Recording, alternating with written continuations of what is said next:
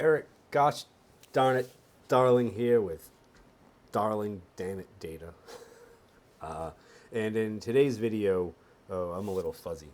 Let's fix that fuzziness. Let's take the fuzz off. I don't need help looking any fuzzier, do I? Things are fuzzy wuzzy enough in this face. Today we're going to talk about a rather disappointingly broken dynamic management function related to extended events. Now this is one of those things that for as long as this function used to be fine, but then in 2017 Microsoft added an event date column to it, so that you could filter out date stuff from the DMF rather than going all the way into the XML to do it, which sounded great, except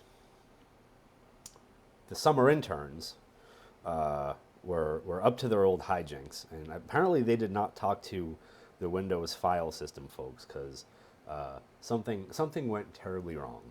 And I'm going to show you what went terribly wrong and how you can fix it. Now, extended events have been the replacement for Profiler since 2012-ish, right? I mean, I know that they dropped in 2008, and that's when they were supposed to really get awesome, but they just never did.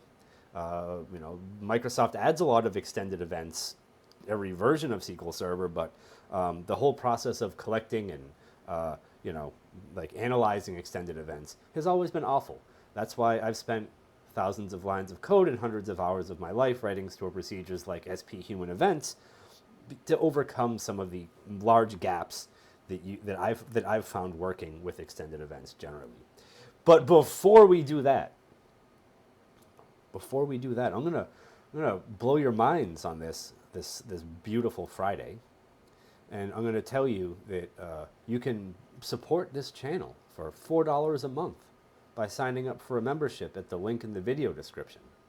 If $4 a month is just too much for you, you would rather stuff that money in your mattress and hope that it doesn't get moldy and rotten, get mouse eaten or rat eaten or something, you can like and comment and subscribe. You can fill my heart with joy by your mere presence on the internet. If you have a SQL Server that you need consulting help with, that's what I do for a living. Also shocking, I know. I am not just a YouTube celebrity. I also get my hands dirty and do actual work with SQL Server that other people either don't want to do or don't have time to do or can't figure out what to do. So that's me. And as always, my rates are reasonable. If you would like some very high quality, very low cost training, and you wanna spend money before all those Black Friday sales kick in, and people want to charge you way more money for SQL Server training content, you can get all of mine, about 24 hours worth, for the rest of your God-given life, for 75% off, which brings you to about 150 USD. It's a hard deal to beat, Black Friday or no Black Friday. If you are still on the fence about Past Data Summit, and you have never seen one of my videos before, you can rest assured that I will be there November 4th and 5th, co-hosting 2 days of wonderful performance tuning pre-cons with Kendra Little. It'll be more fun than you've ever had in your life. Probably more fun than you thought could possibly be had with SQL Server. So you could do that too. But with that out of the way, let's have fun. All right, so this is a very quick Friday video. Now, this is the DMF, the dammit management function that I'm talking about. sys.fn.exe file target read file. Rolls right off the summer intern's tongue, doesn't it? Now, this issue has already been logged here, and I'll put the link to this in the video description. But this is a known defect, and Microsoft has just always been like, yeah, maybe we'll do something about it eventually. I don't know. I'm on SQL Server 2022. It's been broken since SQL Server 2017. Will they ever fix it? I don't know. But we got ledger tables. We got DOP feedback. Priorities. Maybe does no one uses extended event? Maybe that few people use extended events that they just don't care. That could be the case. But here's the problem. If you were to query this DMF and you were to think that this timestamp UTC column would be something that you could very easily filter on with some date math, say I want to find the last 7 days of data, you would be horribly wrong. You would be mistaken. Something in the file format of the system health extend, the XEL files, this is not limited to the system health extended event, this is all of them, uses like, I think it's called like Windows epic time or something like that, and it's just a weird number because it's an epic, right? It's just a big long integer, and it doesn't get filtered correctly when you do this, right? It'll get displayed correctly, it'll get converted to a timestamp in UTC when you query it. But when you actually touch the file, things go awfully wrong.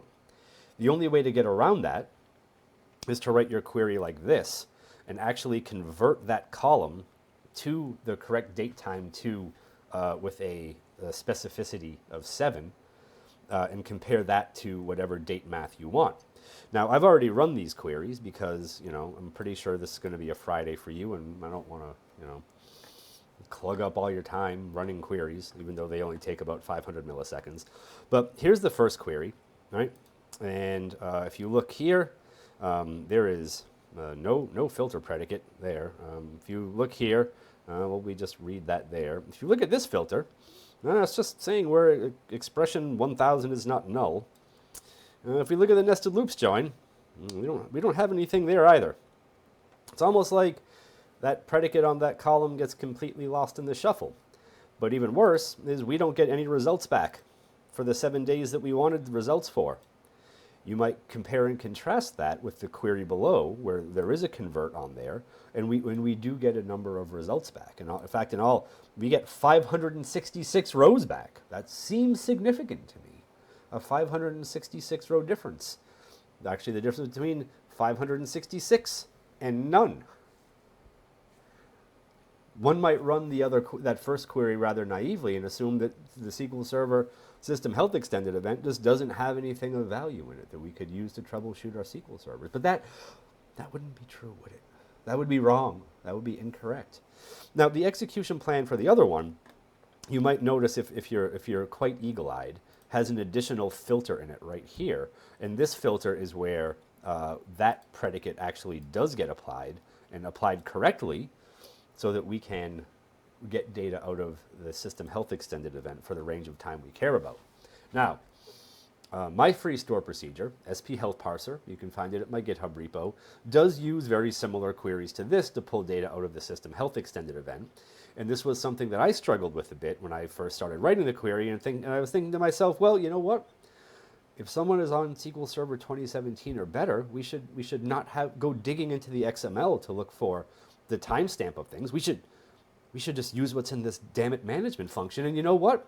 This was a really annoying thing to deal with, because like you're running this query that should work and it doesn't work, and you start sanity checking yourself, and then like you actually feel quite nuts. You feel quite preposterously insane, and then you find you start digging around the internet about this particular function.